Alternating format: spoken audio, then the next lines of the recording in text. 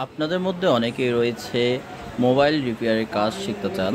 তো অনেকেই বিশ্বস্ত রিপেয়ারিং সার্ভিস না পাওয়ার কারণে, ট্রেনিং সেন্টার না পাওয়ার কারণে কাজ শিখতে পারছেন না।